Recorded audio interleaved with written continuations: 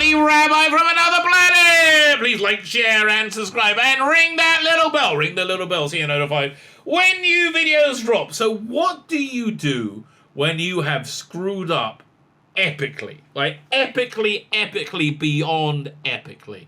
Nobody really knew the answer to that question until now, until 2022, when the answer has been revealed. And just in so many ways, in so many strata of society, we see that when you completely and utterly fail, you just lean into it and pretend you didn't. Right? That's basically what it is. So, I could give examples from politics. I'm not going to do that. Because we have one with Game of Thrones. It's just awesome, right? I freaking love Game of Thrones, right? It was absolutely wonderful. And then season 7 and 8 happened. A lot of people didn't like 6. I thought I could have gone with 6. 6 is what ended up with Daenerys and the dragons going over the narrow sea or whatever it's called. Dun dun dun dun dun dun. Dun. That, up until then, I was on board, but then Dan and Dave, they obviously like the cocaine. they like the magic white powder because they snort a lot of it and went, this is brilliant. We're doing an incredible job. Oh, everyone's going to love this. This is going to go down incredibly. And only huge amounts of cocaine could possibly make anybody think that. In fact, I love watching Emilia Clarke and what's his name, Jon Snow. Yeah, I don't want it. Oh, I keep them on the red carpet going, oh, is it the best season ever? You see her face going. See, this is why I love Emilia Clarke, right? Because she just like I'm an actor. My job is to lie for a living, and I can't pull this one off. They just so epically screwed up, right? So you just lean into it and pretend you didn't. I get Kathleen Kennedy got the same memo, right? Alex Kurtzman got the same memo. Just lean into it and pretend nothing bad is happening. So HBO has done that, right? Really, it's so sad. They wanted to launch their streaming service. If they got rid of Dan and Dave, and instead of doing seasons 7 and 8, did 7, 8, 9, 10, 11, which is probably what it took to get that story in. And people would have signed up to the streaming service much, much easier. But alas, they didn't. So then they said, okay, we're going to make a new Game of Thrones to try and resurrect this incredibly valuable brand that we have absolutely destroyed by giving it to a pair of cokeheads who had no idea what they're doing, right? And so, unfortunately, they did this in the current era of TV, and they said, you know what we're going to do? We're going to make it all about feminism. Yeah, we're going to say that women are as good as men. Yeah! Now, I don't know much about I don't know much about you, but what your life's like. Have you ever met anybody who didn't think that already? Because I haven't, right? I think men and women, generally speaking, have different skill sets. Some generally speaking, some are better at skew one direction, some screw the other direction, right? That's the skew, not screw. You can screw as well. That's fine. But one of the great things about Game of Thrones was it showed the egalitarianness of awfulness in antiquity, right? Yes, you could be raped and murdered if you're a woman in the Game of Thrones world. Absolutely, that would happen quite often. You could also be raped and murdered if you're a bloke as well. Like, everybody had shitty lives. Okay, that's the takeaway I have from the Game of Thrones universe. But no, we got to make it seem that women have a much worse life than men. So they went ahead and made a pilot, Blood Moon, I believe it was called, and we never saw it. How bad could it have been? I don't know. Like, how bad could it have been? Must have been pretty darn bad, because we got this instead. House of the Dragon! So this isn't as shockingly awful as clearly Blood Moon must have been, but it is built upon very, very deeply feminist ideas that essentially women have a much harder time always than men, right?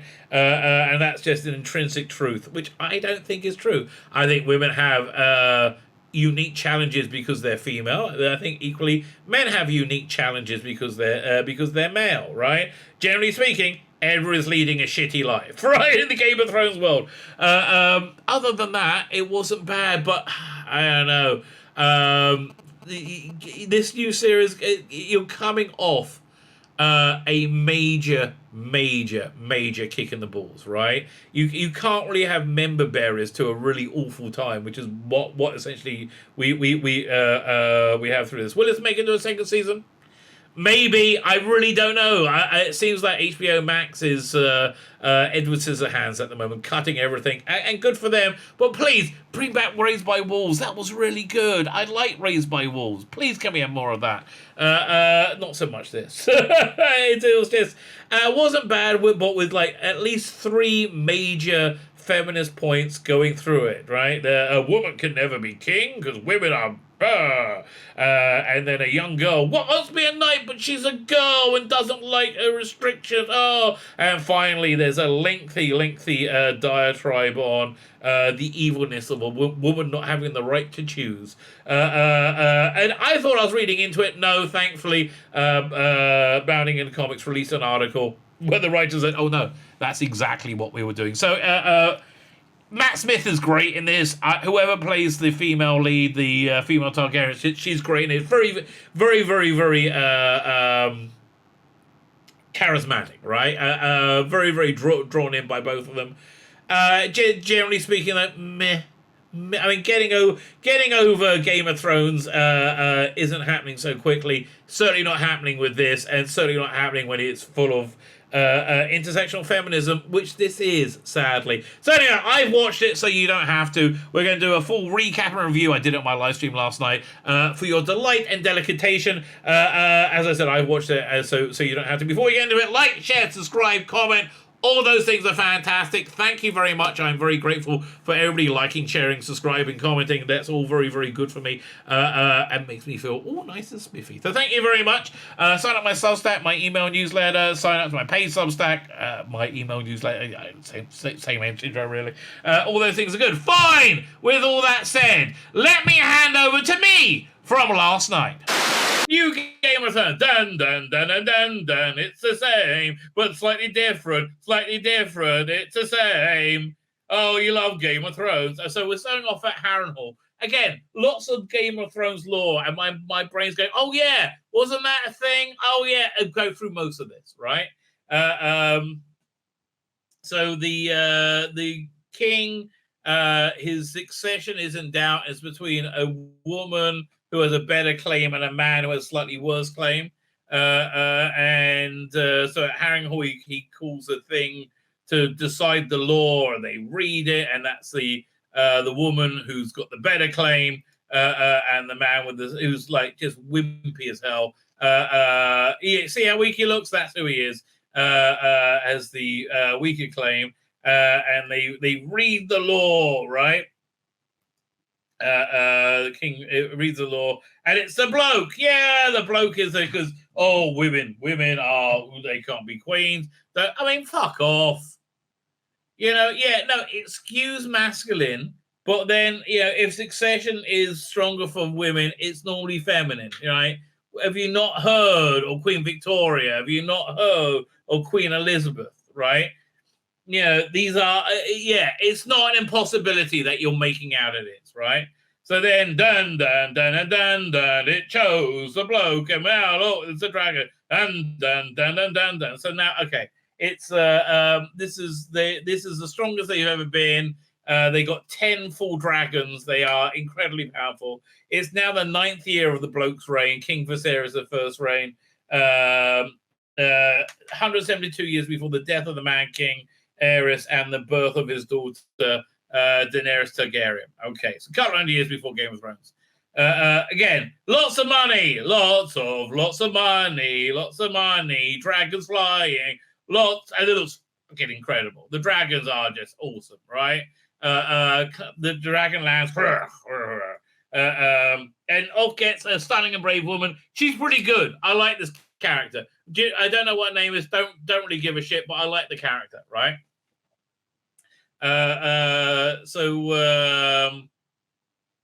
she's just taking the dragon for the ride, and she is, who is it? She's the queen's daughter, the king's daughter, right? And this is the bloke from he was in Preacher. He played the Saint Killers in Preacher, and it was also in Outlander. I assume if they do a Highlander movie, he'll be in that, right? That's that bloke. He's like her guardian, and that's her mate, which is the daughter of the Hand of the King. And like a handmaid and whatever. So yeah, but look, lots of money on the dragons. They look very good. They go home and they go into King's Landing. And look, it's King's Landing, but a bit different. It's a bit different. Remember berries. Let's call it Daenerys Locke. That's fair enough. Call an archer. Member berries. Don't forget the Bath time. It was good. Member berries. King's Landing. Da da dan dan da da dan da. And we're in the Red Keep. They're wandering around, and do you remember how it ended? Yeah, it's a bit shit. Yeah, it's all a bit shit, wasn't it? So he goes to see his mother, who's heavily pregnant, and she is her. They talk about the woman's duty to give a king. Where are the death dragons? There aren't any death dragons because these people make these just racist cunts, right? Not like people who make Doctor Who. What's the rule this time? Anyone with testicle dies? No, you do see some bollocks cut off though. I'm not sure if I got the screen grab of that. Right? We do get a castration or two of this. So anyway, so they're she's pregnant, and it's got to be a boy, and it's her duty. And it's like, oh, it sucks, big. You'll do this one day. Oh, I'd rather be a knight. And let's say it's under 7 minutes in. I'm like, fuck off. Like, really? I mean, it worked when you did it the first time with was it Aria, or whatever her name was, Stark, right? That worked. But like, this is like a pale ripoff now, right? And she's a good actress. Don't be wrong. I liked her portrayal. She was captivating in this, right? Also, the mother, captivating, right? They gave decent performances. Anyway, so she's like, I'd rather be a knight. Shut up. Meanwhile, the weak king is being weak. Weaky king, and they're talking about politics shit. What's his name's in it? Not Ray McAnally. He's in everything. He was he was the robot in Doctor Who. What's the name? Victory for the Daleks. Hang on 1 second. Let me look it up. Victory of the Daleks, or for the Daleks. And I'm putting up the cast list. Bill Patterson, right? Bill Patterson's in it. So it's always good to see Bill Patterson, right? I like Bill Patterson in everything. And Bill Patterson, I'm Bill Patterson. How you doing? Bill Patterson. And yeah, it's a small council. Income, and they're talking about his brother. The brother being, you find out, is Matt Smith saying, oh, he's a bit of a reckless one, Matt. He's, and they mentioned the gold cloaks, but you don't. There is actually a really bad bit of very important storytelling in this, which we're going to get to, like a shockingly bad piece of very important storytelling. Anyway, so yeah, Matt Smith isn't in it yet, so it's still not very good.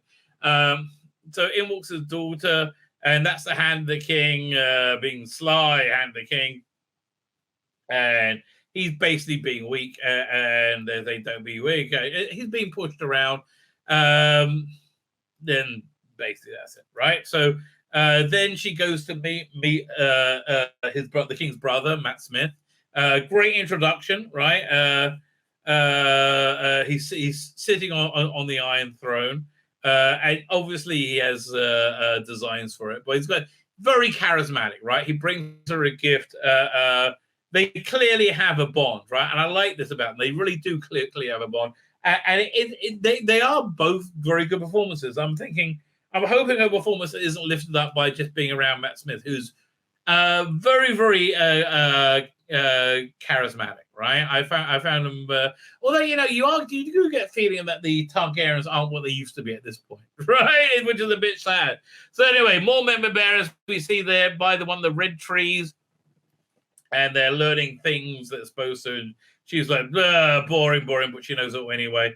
And then she tears the book, and she's like, oh no, the stepson will be angry with us only if they catch us. Meanwhile. The king's got this weird thing on his back, this boil, this lance, and they can't heal it. So they say, okay, they're going to have to lance it. Meanwhile, she's in a bath, being pregnant and not comfy. You can see it's a loving relationship, right? And so he tells her about this dream he has. He knows it's going to be a boy, right? He said it's going to be born with a crown. He knows it's a boy. It was a really clear dream. And she's like, yeah, I hope he's not born with a crown. This is hard enough as it is. But this is the last time. I cannot do this again, right? I can't mourn any more dead children. She's like, yeah, had about 3 miscarriages, I think. She's had 4. Yeah, she's pregnant. This is her 5th pregnancy. And they only have one kid, right? It says if he's in the series, he gets killed, he'll regenerate. Without him, it doesn't stand a chance, right? It needs him, right? So Matt Smith he's at this. You don't know what it is at first. It's like this army. They're like smashing their chest, and they're a bit boisterous, right? And you find out this is the dawn of the gold cloaks, the King's Landing Guard, right? And this is where, and they're really nothing now. Matt Smith's taken charge. He's like honed them into like a fighting force. He gives them a big speech. Tonight we're going to bring justice to Al and law and order to King's Landing, which they do, right? They fan out, right? And they viciously arrest everyone.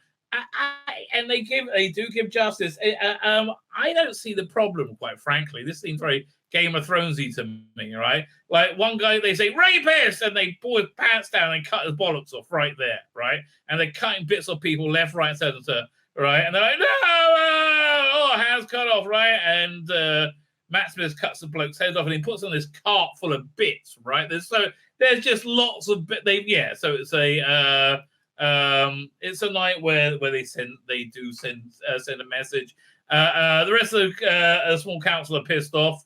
They're like, it tells them about it, and Matt Smith's like, look, they fear the gold cloaks now. We're just applying your law. I don't know if it's just because he's the best actor in this, right? Most charismatic, but yes. It's not like if he's making up laws, like, I don't like your nose, so here we're going to cut your bollocks off, right? But they're like, it's going to cause unrest. No, it's going to cool things down. So basically, they want him punished, but he's left for free. Oh yeah, and he starts to jibe the hand of the king about his wife being down, not being down, being dead. My mistake. Sorry, his wife being down, also dead. Right? He says, he says, look, you should go back to Dawn to your wife. Said, look, I'm here. If your bed's empty, you can take her. Right? And so the king basically says, listen, you made your point now, no more. Right, we're done. Right, and Han the King is like reasonably pissed off. Right, and he's like, just shut up, okay? Just shut up. It's my brother. Meanwhile, somebody's watching him shagging. And look, listen, Matt. When Noel Clark had to do a sex scene, in what was it, Brotherhood? No, Adulthood. Right? Adulthood, right? On the track, he's on the audio, on the voiceover track, he's like, oh man, I was doing squats for weeks. Matt, you look a bit flabby here, mate. Okay, you should have done a bit more working out or got a body though. Anyway, he shags for a while, but then loses rigidity, and she's like, oh, okay. And he goes and they say, well, can we do anything else? He's like, no, I'm fine. Don't worry about it. He doesn't like that he was chastised, right? It really pisses him off that he was chastised in any way. Again, the most charismatic, interesting character in this. So there's a big tournament for some reason. I can't remember why. It's like, my wife's in labor. Yay! And they're all thinking as the tournament starts. And we have, it starts reasonably violent and gets very, very violent. So then House Baratheon asks for this princess, the queen that never was, right? The woman who will have the better claim to the throne. The queen who never was favor, so he gives them a wreath. And then again, look, I like the Targaryen drums.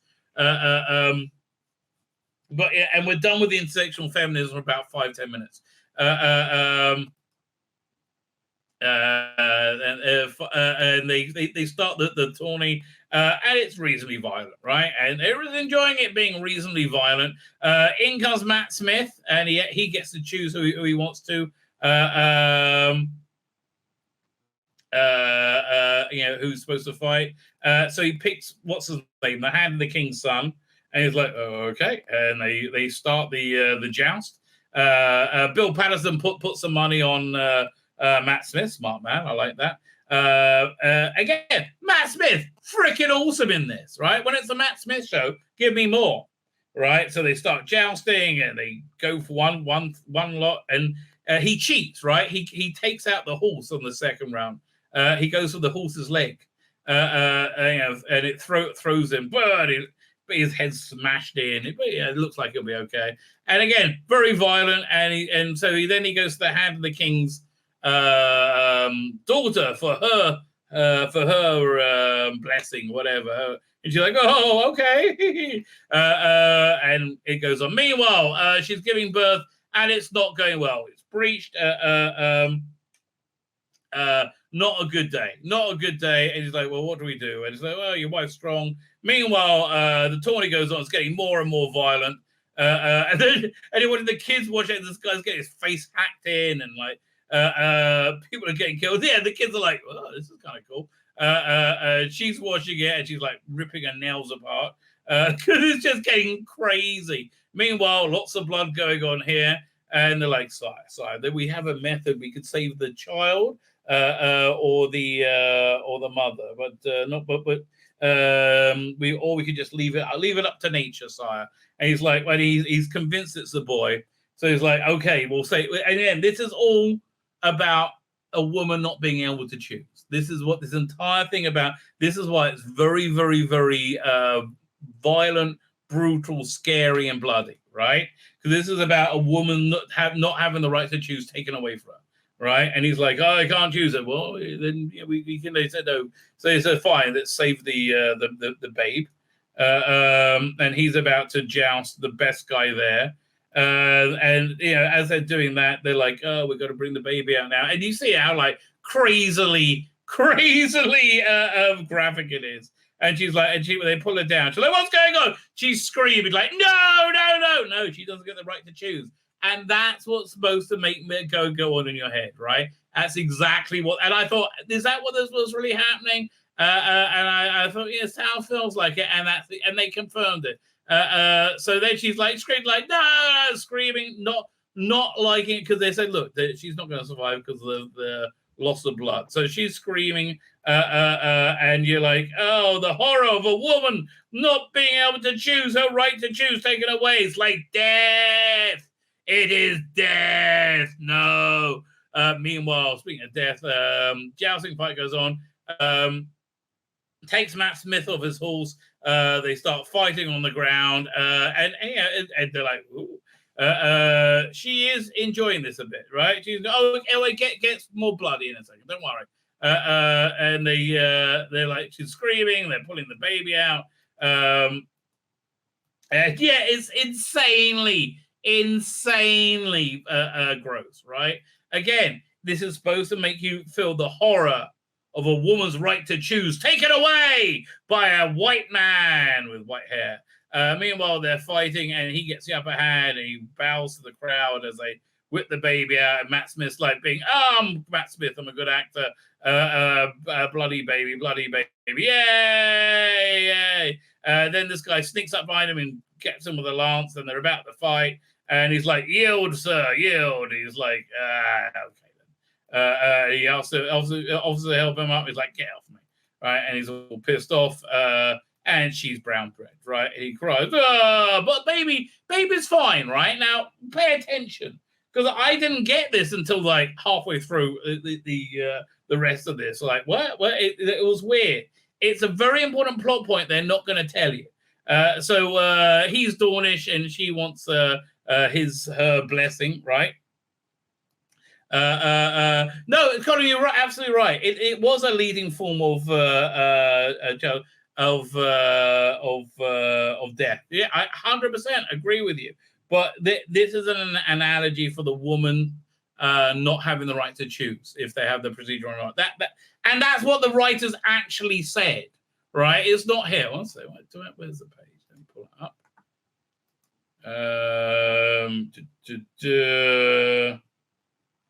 Here, I'll show you the page. 1 second. Share screen.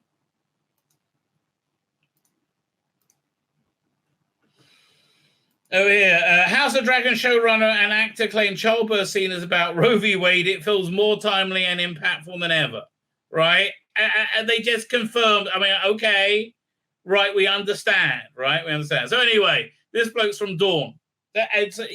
Yeah, you're right, but it's they're showing. This is the third thing about how it sucks worse to be a woman in the Game of Thrones universe. No, it didn't, right? In Game of Thrones, it sucked to be in the Game of Thrones universe, right? So you had the woman being passed over for king, and then we have the stunning and brave girl who's a good actress who I like, who's good in this, wanting not to want to be a knight and not being allowed to. Anyway, she gives her favor to Mr. Hunky Dornish here. Do the funky Dornish. And okay, I would happily ride your pole, sir, she cries. And they come out and they say, this didn't work out so well. But the baby right now is alive. And what's the name of the baby? Baylor, I think. And he's gurgling away, but then he kind of gurgles a bit funnily, and you don't really notice it. It's not a big deal. And everybody speaks quietly. And then you go to the burial scene, right? Burial scene is cool. Okay, she's wrapped up in a pile there. And I didn't notice this the first time, but so's the baby. Okay, the baby died as well. Isn't that a major plot point? It's all about he wants the boy to be a successor, a clear successor, not his daughter. It's a major plot point missed completely in this wonky bit of storytelling. So they in a royal Targaryen burial. So again, Matt Smith, I like his character. He's saying, look, your father needs you now more than ever before. He's like, he just needed a son. So no, he really, really does need you. And she says the line, Daenerys says, Dracarys, which is in a much better accent than Daenerys. Dracarys. And the dragon comes down and burns the pyre, right? So then the small council like, listen, hate to be the one to bring this up, but we need to talk about your succession, right? He does it. His succession is either his brother or his daughter. It's going to go to his brother because he's a bloke, right? Because that's the way it is. It's going to be go to his brother, but they don't like his brother. He was a bit of a maniac. And his brother is Matt Smith. He was a bit of a maniac with the gold cloaks. I think he's pretty good right now. I like Matt Smith, quite frankly. So they're pushing his daughter to be the successor. And he's like, I can't talk about this right now. It's I just lost my wife and child, right? Meanwhile, Matt Smith is listening and saying, WTF? Excuse me? Excuse me? What's going on? And he said, look, this blows up our whole allegory about women getting a raw deal. I guess we could use women. We will. We'll give them power, sort of. But she looks like she'll be better to me. And he's like, I don't even have a name. Okay, my character doesn't even have a name. I might have a name, but who gives a crap? I haven't said anything so far. I think I'm the master of coin. I don't really know. It doesn't really matter. I guess I could just be cannon fodder. Meanwhile, Matt Smith listens, dun, dun, dun, dun, dun, dun. And he's like, I'm not dealing with this right now, right? And he walks out. Meanwhile, so this is a weird scene. Hand of the King guy goes to his daughter, who is Daenerys Light's girlfriend. But not shagging her yet. Says, "Oh, you should go and visit the king. He's and lift his spirits. Take a book to read." And she's like, "Really? It sounds like she's expected to shag him, right? If he wants, right?" And she seems she doesn't want to do it, but okay, she goes and takes him a book. He's working on his giant model city of King's Landing, I think. Yeah, so that as one does is look. I bought a book of histories to read. So it's kind of you to visit, and she says, you know what? Because her mother recently died, and she said when my mother died, people acted really strangely to me. People just acted like they went away.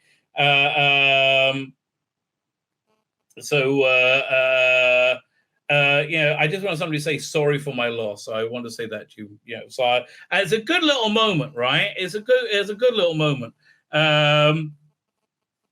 Mr. Jacqueline Hyde says, I would love to have been in a room when somebody was pitching the show. So basically, it's a show about boobs and dragons. If only it was. It's about the plight of women. Golan said, it can't go to the director. We don't like them. Let's change the rules of succession. That's how the French started the 100 Years' War. Well, basically, yes. So it's actually a good scene. So meanwhile, cut to Matt Smith. He seems to be at the asthma convention. Lots of people are breathing very hard, like. So I think lots of people have asthma around him. No, he's actually at a brothel where his gold cloak officers are having lots of sex. You will notice there's a woman blowing this gentleman on the left-hand side while a woman caresses his chest.